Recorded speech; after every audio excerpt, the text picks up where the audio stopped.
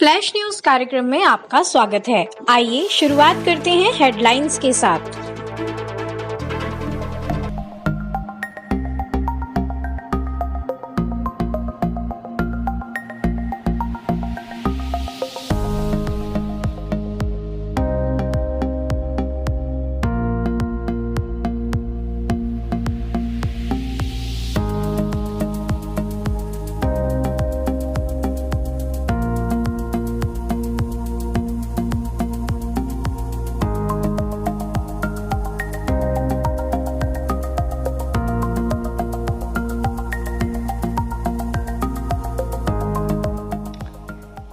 आइए अब देखते हैं करंट अफेयर्स विस्तार से। सबसे पहले बात करेंगे अंतर्राष्ट्रीय योग दिवस की। अंतर्राष्ट्रीय योग दिवस प्रतिवर्ष 21 जून को मनाया जाता है। और सबसे पहले मैं आपको बता देता हूं, अगर आपने चैनल को अभी तक सब्सक्राइब नहीं किया है तो सब्सक्राइब कीजिए और सब्सक्राइब करवाइए। ज्यादा से ज्यादा वीडियो को लाइक एंड शेयर कीजिए। इस चीज में कोई कंजूसी नहीं होनी चाहिए। क्वालिटी कंटेंट से समझौता हम नहीं करेंगे, ठीक है। तो आगे बढ़ते हैं। अंतर्राष्ट्रीय योग दिवस है, इसकी जो थीम है 2020 की, इस वर्ष की जो थीम रखी गई है वो है yoga for health, yoga at home. Next आप बात करेंगे 2019 की थीम की। 2019 में इसकी थीम थी yoga for climate action, yoga for climate action. उसके बाद चर्चा करेंगे थोड़ी सी इसकी विस्तार से कि इसकी शुरुआत कब हुई थी। 21 जून 2015 को इसकी शुरुआत हुई थी। 2014 में इसके लिए एक विधेयक लाया गया संयुक्त राष्ट्र में, तो उसको पारित कर दिया गया था बहुत ही कम समय में। तो 21 जून 2015 को इसकी शुरुआत हो गई थी और इस दिन इसका आयोजन भारत में किया गया था। पहली बार अंतर्राष्ट्रीय योग दिवस का जो आयोजन है वो भारत में किया गया था। और इसकी जो थीम रखी गई थी सबसे पहले जो मनाया गया था 2015 में, तो 2015 के अंतर्राष्ट्रीय योग दिवस की जो थीम थी वो थी yoga for harmony and peace, yoga for harmony and peace. Rajpath New Delhi में इसका आयोजन किया गया था। और 21 जून को ही ये क्यों मनाया जाता है, इसके पीछे का कारण क्या है। देखिए 21 जून को वर्ष का सबसे लंबा दिन होता है, वर्ष का सबसे लंबा दिन होता है।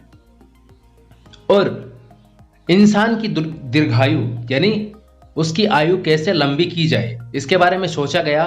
तो यहां पर योग इनको एक विकल्प दिखा कि अगर योग करेंगे, योगा करेंगे तो इंसान की जो उम्र है उसमें वृद्धि देखने को मिलेगी।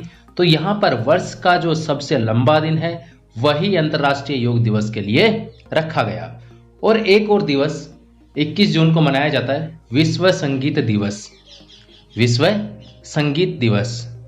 और आप सभी से एक बात पूछना चाहता हूं, आप कमेंट करके बताइएगा यह प्रोग्राम आपको कैसा लगता है और एग्जाम की दृष्टि से आपके लिए यह कितना महत्वपूर्ण है, क्या इसमें सुधार किए जा सकते हैं, वो आप कमेंट करके मुझे बताइए ताकि हम इस सेशन को और अधिक प्यारा बनाएं और अधिक महत्वपूर्ण भी बनाएं। आपके सुझाव हमारे लिए महत्वपूर्ण है। आगे बढ़ते हैं। सबसे पहले इस स्लाइड को देखिए आप, ताकि आपको अच्छे से समझ में आएगा। मैं बात कर रहा हूं सूर्य ग्रहण की। सूर्य ग्रहण है ये इस बार 21 जून 2020 को है और ये 2020 का पहला और सबसे लंबा सूर्य ग्रहण है। 2020 में अब तक कोई सूर्य ग्रहण नहीं हुआ है। 2020 का ये पहला और सबसे लंबा सूर्य ग्रहण है। और इसकी जो आकृति बनेगी वो वलयाकार आकृति बनेगी, वलयाकार आकृति बनेगी। अब मैं बात करूं सूर्य ग्रहण की, थोड़ा सा विस्तृत रूप से हम कॉन्सेप्ट को समझेंगे।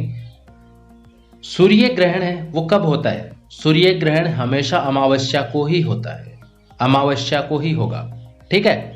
आप देखिए यहां पर ये 3 प्रकार का होता है और होता किस स्थिति में है। जैसा आपने पीछे स्लाइड में देखा था, जब पृथ्वी और सूर्य के मध्य में चंद्रमा आ जाता है तो उस स्थिति में सूर्य ग्रहण होता है। और जब ये एक सीधी आकृति में होता है, यानी सूर्य, चंद्रमा और पृथ्वी एक सीधी रेखा में होते हैं, तो उस स्थिति को सिजगी कहा जाता है, सिजगी। ये भी आप याद रखेंगे। उसके बाद आगे बढ़ते हैं।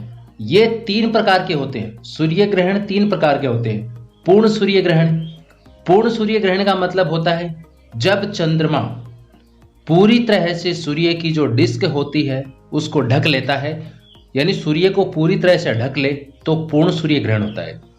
अगर बात करूं आंशिक चंद्र ग्रहण की, तो आंशिक चंद्र ग्रहण में चंद्रमा सूर्य के कुछ भाग को ही ढक पाता है, तो आधी छाया है वो पृथ्वी पर पड़ती है। उसके बाद मैं बात करूंगा वलयाकार।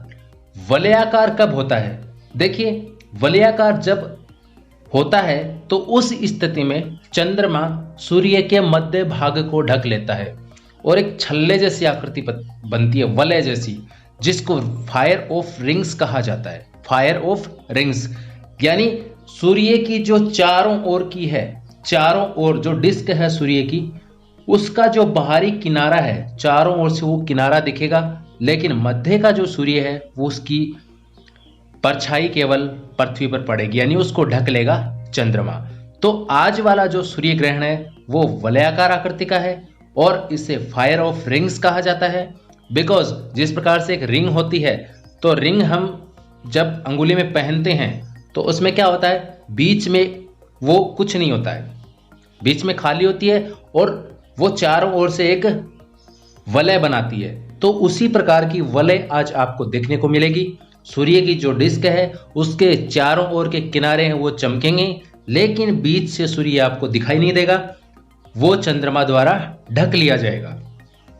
और जो छाया, इस प्रकार की जो छाया पृथ्वी पर, सबसे ज्यादा जो छाया पृथ्वी पर पड़ती है चंद्रमा की, तो उसको उम्ब्रा कहा जाता है। उम्ब्रा, याद रखना, उम्ब्रा कहा जाता है। तो ये था सूर्य ग्रहण के बारे में। आगे बढ़ते हैं। नागेश्वर स्वामी मंदिर, अभी इसको देखा गया है काफी टाइम बाद। ये आंध्र प्रदेश में है, आंध्र प्रदेश। नागेश्वर स्वामी मंदिर है और इसका संबंध माना जाता है भगवान शिव और परशुराम से। भगवान शिव और परशुराम से इसका संबंध माना जाता है। आंध्र प्रदेश के नेल्लोर जिले में स्थित है, ये नेल्लोर में है और ये पेना नदी के तट पर स्थित है। पेना नदी, याद रखना, पेना नदी है, इसका दो राज्यों से संबंध है, कर्नाटक और आंध्र प्रदेश से। आगे बढ़ते हैं। एक पुस्तक है the family and the nation, इसकी रचना किसने करी थी? The family and the nation पुस्तक है, यह लिखी थी आचार्य महाप्रज्ञ और डॉक्टर एपीजे अब्दुल कलाम ने। आचार्य महाप्रज्ञ हैं, ये जैन संत हैं जिनका जन्म 1920 में राजस्थान में हुआ था, और डॉक्टर एपीजे अब्दुल कलाम हैं, ये भारत के राष्ट्रपति रह चुके और इनको मिसाइल मैन ऑफ इंडिया के नाम से भी जाना जाता है। उसके बाद आगे बात करूंगा मीकियस। मीकियस क्या है? मीकियस है, ये क्वांटम कम्युनिकेशन सैटेलाइट है चाइना का, और ये विश्व का पहला क्वांटम कम्युनिकेशन सैटेलाइट है। तो डायरेक्ट पूछा जा सकता है कि चर्चा में रहा मीकियस क्या है, या फिर पूछ सकते हैं विश्व का पहला क्वांटम कम्युनिकेशन सैटेलाइट कौन सा है या किस देश का है। तो तीनों चीजें आपको याद रखनी है। मीकियस है, ये क्वांटम कम्युनिकेशन सैटेलाइट है जो विश्व का पहला क्वांटम कम्युनिकेशन सैटेलाइट है, और ये किस देश का है? ये चाइना का है। आज के अंक में इतना ही। चलते चलते आपके लिए एक अभ्यास प्रश्न, जिसका जवाब आप कमेंट में देना ना भूलें। और आपके लिए अभ्यास प्रश्न है, गरीब कल्याण रोजगार अभियान की शुरुआत कहां से की गई? गरीब कल्याण रोजगार अभियान की शुरुआत कहां से की गई? ऑप्शन है उत्तर प्रदेश, झारखंड, राजस्थान या बिहार। इसका जवाब फटाफट आप कमेंट में दीजिए। मिलते हैं अगले एपिसोड में, तब तक के लिए नमस्कार।